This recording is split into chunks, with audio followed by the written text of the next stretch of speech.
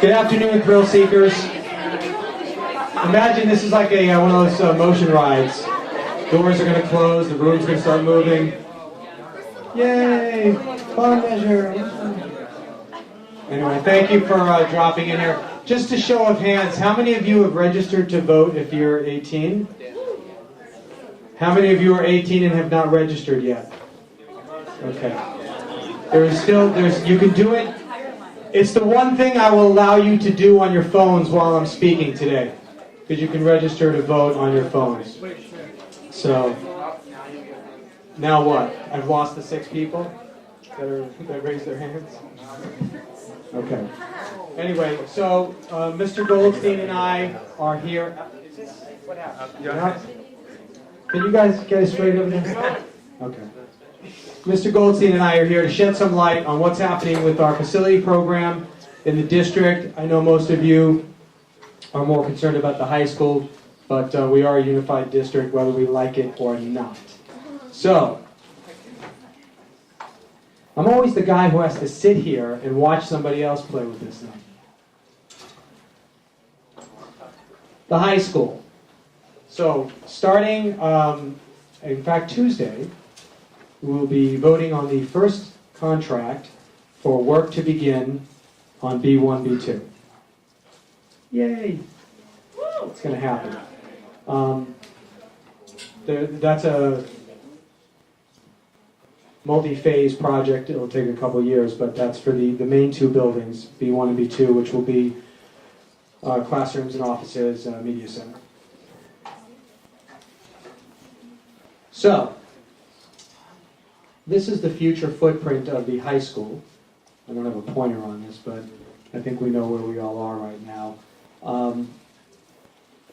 Measure BH includes funding for multiple high school projects. Building B3 and B4, which is the Peters Auditorium and the Performing Arts Wing and Classroom, are in this bond measure. Building C, which is the new athletic building, is in the bond measure. The new outdoor swimming pool is in the bond measure.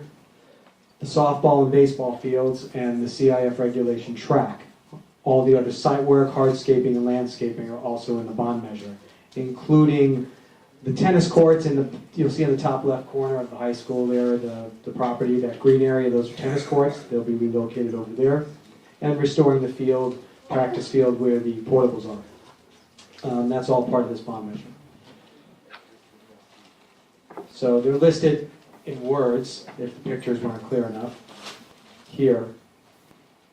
It also includes remediating the oil field. That wasn't supposed to be something the district had to do, but it became something the district had to do. When the city shut down oil drilling, in everybody's lack of foresight, nobody thought about, well, how are they going to pay to take down that oil derrick and restore that property back to a field, which, because it was used to pump oil, will actually take a longer time before anybody really can stand on that grass, because there's the remnants of toxic substances that have to be remediated over a period of time. Fortunately, we're using it as a field. If we were to be used as a building, it would take a lot longer. So, El Rodeo includes one major building project, that's Building E, that's not in the current bond measure, and the site work, and on the back, on the right side, you'll see that orange colored area, or whatever color you see, is a new play area and parking lot. Semi-subterranean parking lot. Horseman, we're just doing a roof on the new building, which was taken off of the Measure E expenditures at the time. You can ask me why when we get to questions. New chiller replacement. Most of our schools, as they get the construction program, are going to be getting new chiller systems. Hawthorne is going to have their auditorium renovated, and I think Mr. Goldstein and I just found out today that that will possibly be the first project started and completed under Measure BH. Will be because of the scheduling, they can actually get to this, start doing it at the end of this year, if we pass the bond. So that's exciting to be able to get money into that school. Beverly Vista has some boring ADA regulation projects, complying with state law, la da da da da. And then some other projects that are listed here. This is the non-sexy stuff. The oil well, relocating M&O, the high school interim housing, and the El Rodeo interim housing. That's just to continue to pay the portables during construction. This schedule is kind of shot, so I'll take questions on the scheduling. But like I said, B1 and B2 are supposed to start. We're voting on a contract Tuesday, so very soon after that. Anyway, I can go through with the cost analysis, but let me discuss something. Unlike in private institutions, colleges, or civic institutions like City Hall, when they need to build something, a private institution raises funds. They're building funds.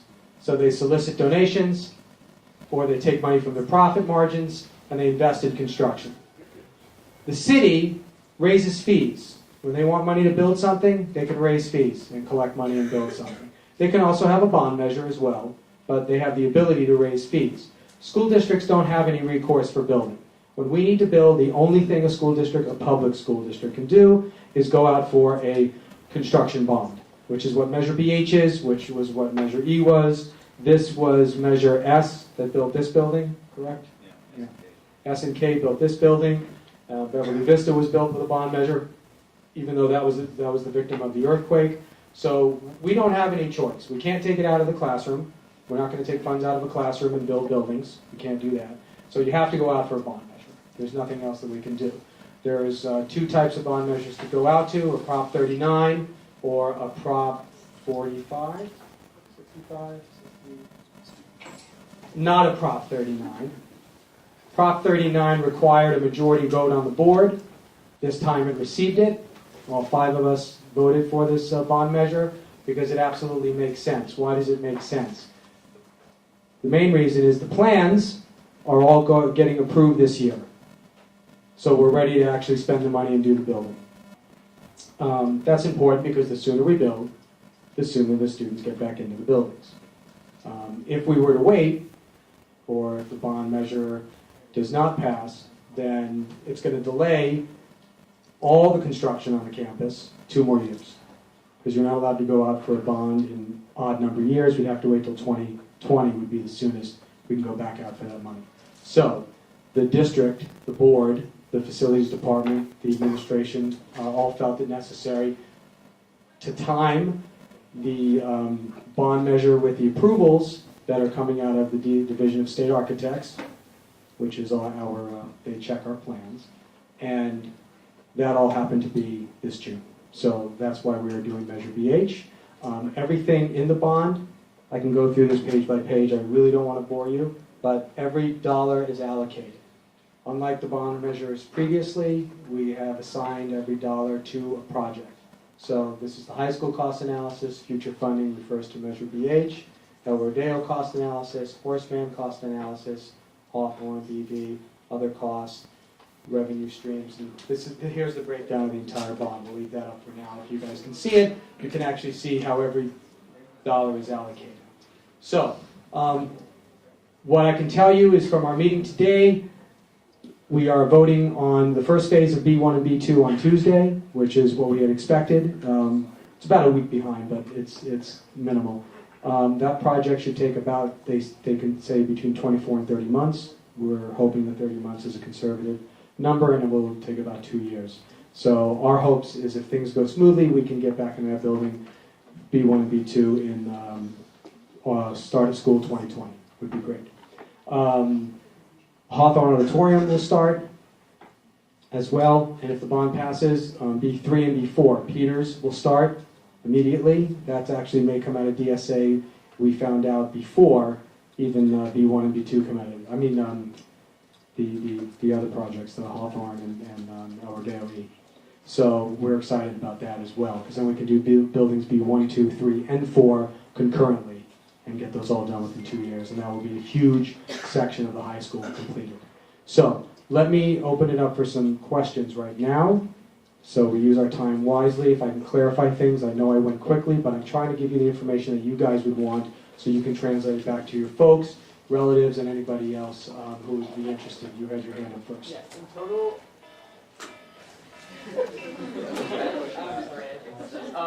In total, how long will building everything take? Like finishing construction for everything? As my uncle used to say, the whole time. No.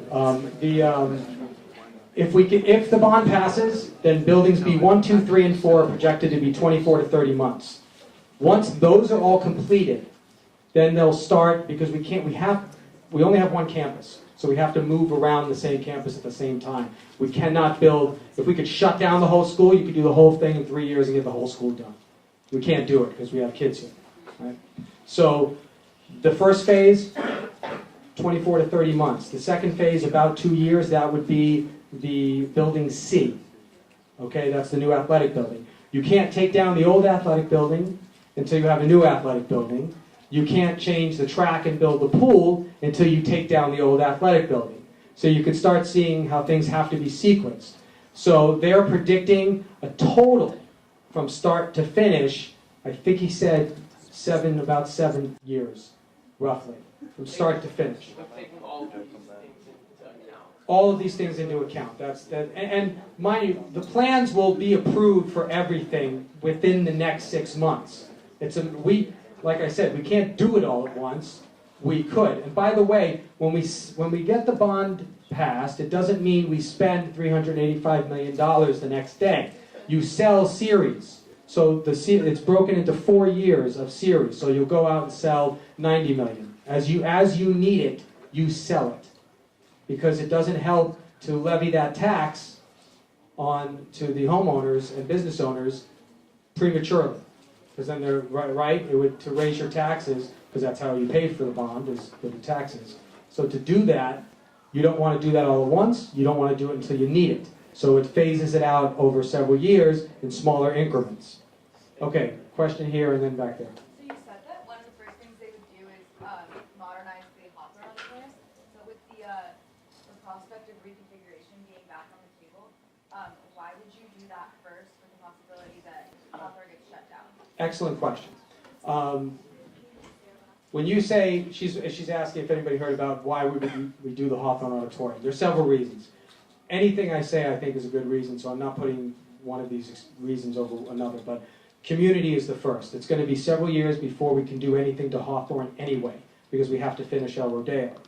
So we can't, and in order, whatever we do to Hawthorne at all, except for the auditorium, you have to vacate the entire campus. So the rest of the district has to be completed if you're going to move kids off that campus. And that's going to be at least 5 years. If we can have their auditorium done in under 2 years so they can use it, we would rather have that. Now the other thing is it's a historic building, so it's not coming down. No matter what happens to that campus, that historic section, the A building and the auditorium, is staying. So it behooves us to get it reopened for the students and the community as soon as possible. Does that answer the question? Okay, in the back, yes. And left to right, right to left, it doesn't matter. Just for clarification, why would we start Measure BH when it just seems that Measure BH and Measure E are very similar? So it's nice to get some clarification. Yes. They're not similar at all because they're assigned to different buildings, right? So even though it's on the same site, so El Rodeo has funding coming from 2 different bond measures, and Measure E is taking care of buildings A, B, C, and D at El Rodeo, and Measure BH is taking care of building E and the site work. At the high school, and the parking is part of the site work. At the high school, Measure E is taking care of buildings B1 and B2. Measure BH is everything else. So would they be going on at the same time? They can be if the bond passes. Would be going on Buildings B1 through 4 only can go on at the same time. Then what happens to the others? Everything has to stay open. There's students here. We have to keep the kids here. So buildings 1 and 2 are closed right now, and so is 3. Right? Buildings 1, 2, and 3, B1, 2, and 3 are all closed. You've been living without those for most of your high school careers, I assume. I think only the current seniors were in Peters, right? Okay, so we'd love to get your Peters open sooner than later, trust me. Yes? What determines the bonding?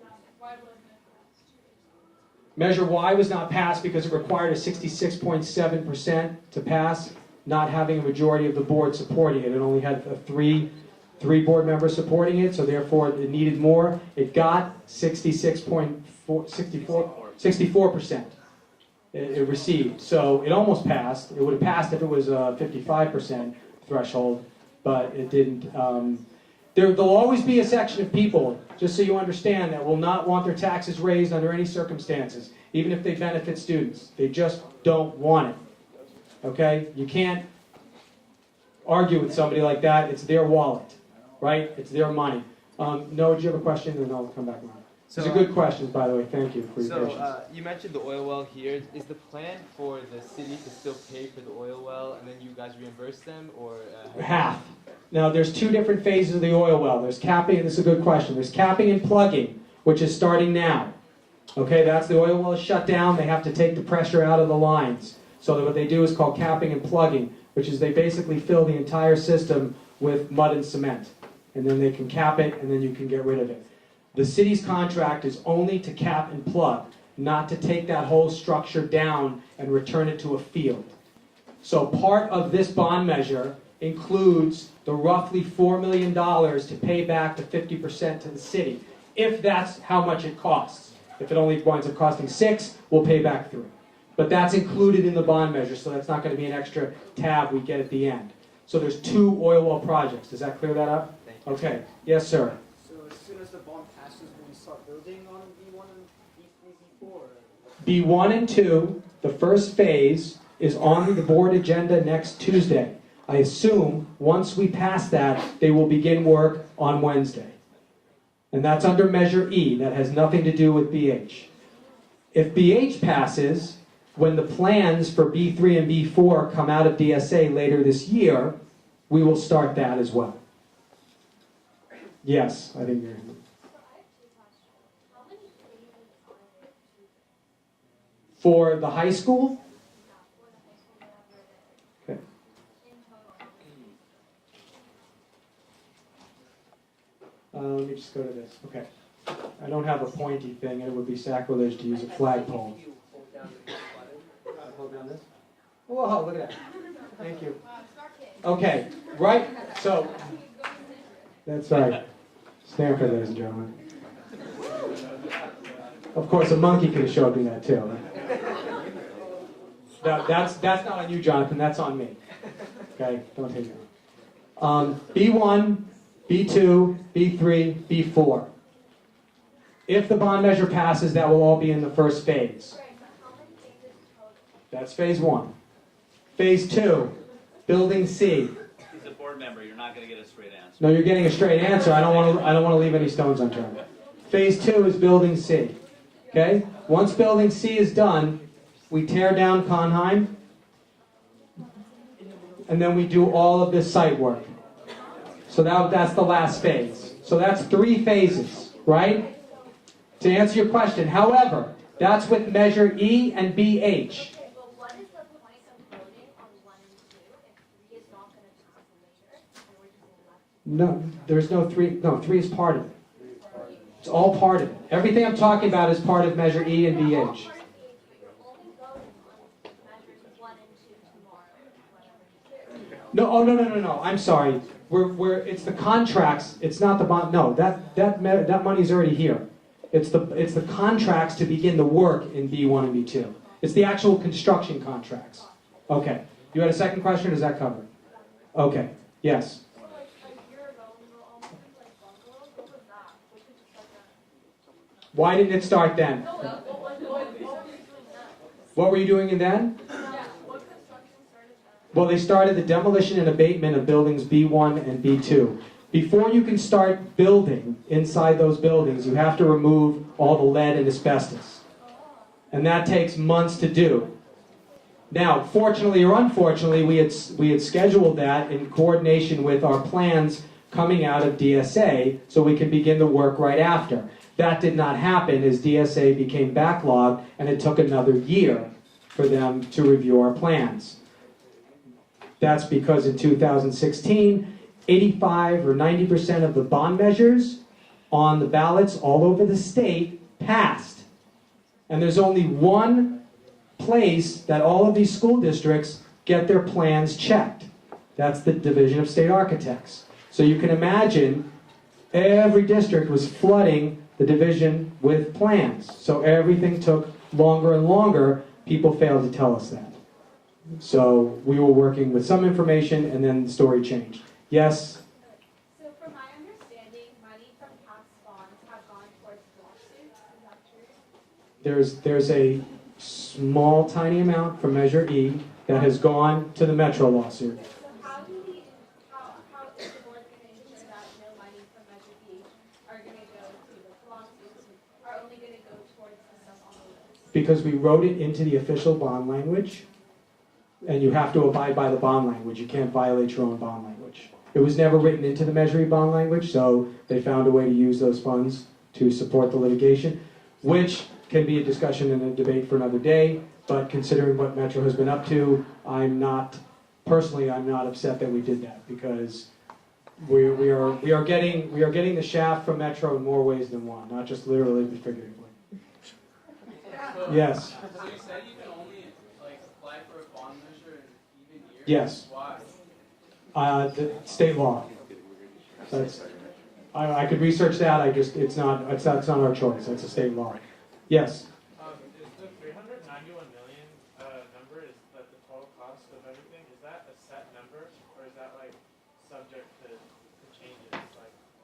I'm just wondering how set. It's always subject to change, but what they did with that number is that they put in a 20% escalation, cost escalation for materials and labor, because every year the cost rises, right? Especially what we found in the last couple of years is metal has gone off the charts. Nobody expected the cost of metal, and a lot of schools are all metal framing. A lot of steel. Horseman was a tremendous amount of steel. So now they've included that in the cost, 20% escalation annually.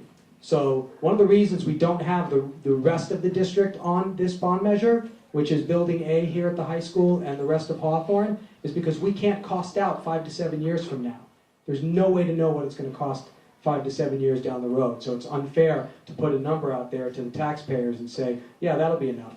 Because we obviously know that it's not. Yes? Wait, so 391 million is only for the high school? No. I'll go back to that page so you can take a look at the breakdown. So this is not giving it a set number though? Here. So the high school prices are on the top. If you have a calculator on your phone, you can calculate those out. Or if you're really good at math in your head. Jonathan. Go ahead. Is there an emergency fund if some construction goes way over what you expect? Yeah, there's contingencies built into all the prices. So not just cost escalation, but we have contingencies as well. So they always build in, I think they're at almost a 20%, but they might have reduced it a little bit because they put the escalation cost in. So yes, they do plan on saying, so if it's cost us this much today, we're going to add 10% contingency and then 20% escalation. Now we just found out today also there's minor work that needs to be completed at Horace Mann over the summer. The field, they're going to take the trailers away, finish the field, move the play equipment, little things like that. They had originally estimated $4 million for that project. All the bids came in at $2 million. So this is an example of hopefully the shift in the facility program that we're trying to achieve with the district and our construction program is that we're in a much better position with the numbers that we're dealing with. So that's good. Yes, and then I'll get to it. It's my understanding that Measure BH at the high school mostly only remodels athletic facilities. Why are they being given priority over Building A, which is an academic building? That's not true, because buildings B3 and B4 are major facilities that are part of BH. In fact, I believe they're almost 60 million, and the buildings in the aquatic are 74. The site improvements are 63. You have to build everything eventually. Remember, Measure E is doing buildings B1 and B2, so that has the academic buildings took priority over everything first. They were first on the schedule to get done at the high school. So there's not a priority issue. There's also the phasing and when you can build things. You can't build Building A unless you address the parking issue, because we can't touch building A structurally without shutting the parking down, and you can't shut down staff and student spaces without having them be able to park somewhere else. So that's still up in the air. There's an allocation in this bond for a parking solution, but there's actually not a permanent parking solution yet. Yeah, but how can you redo the field before taking up the trailers? Before what? Like the trailers are there right now, the field's gonna eventually go there, right? That where the upper field. Yeah, that would be the last thing done. So you'd have to, but you could relocate. Remember, a lot of classrooms will be reopened. Buildings 1, 2, 3, and 4, they'll have classrooms reopened. You can reduce the trailers and move them. Yeah, but So. eventually when you do building A, you will need trailers still at school. Yeah, you'll need some. Yeah, so they're not gonna carry it on at the very beginning. Yeah, I would imagine at some point. But it just depends on where we shift programming. We're not going to know that until buildings 1 and 2 are done. It's too early to tell that. So, yes. So why does building A modernization and proper modernization play a deal? Because we're not doing those on this bond measure. Oh, it's a different model. So it would be a future bond measure. Like I said, they're 5 to 7 years out. You cannot price them out now. We don't want to put that onus on the taxpayers. We don't want to put that burden on them. It has to be done in the future. And it was always going to be like that. This is not news to us. Anything else? These are great questions. Oh, Mr. Goldstein.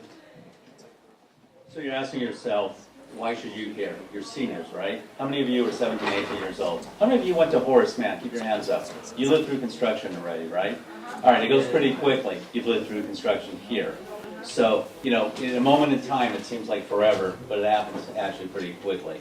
So you ask yourself, why do you care if this passes or not? And if the district does this. How many of you have siblings that go to any of the 4 K-8s? Okay, so with these hands up, you have a reason to care. You have siblings. Mr. Margo and I, at different times, we went to Beverly Hills. I went in the 70s, Mr. Margo went in the 80s, went to high school. Most of this community seems to come back. I went here, my children went here. You know a lot of people who have grandparents, right? You are grandchildren. Some of your grandparents went to these schools. These are community schools. So when somebody says, well, why are you doing the auditorium at Hawthorne? Because it's a community school. It will belong to the community, whether it's repurposed as a TK3, it's going to be used as a school in some respects. It's going to be used by the community. Why is this important to have this high school done? Well, as you see, and you noticed when you walked in here, my wife walked in here 35 years ago. When we had our first son attend about 5 years ago, and we came back to school night, she took a look and said, this place hasn't changed in 35 years. Some people walked into this building and said, it hasn't changed in 50 years. It is time. Progress happens. You'll see many of you are going off to college. You'll come back. You'll work in this community. You'll start to raise families in this community. Hopefully your children will go to schools in this community, and you'll be proud of it to know that you had something to do with it. So anyways, any other questions? All right. Well, Ms. Margo, thank you very much for your time.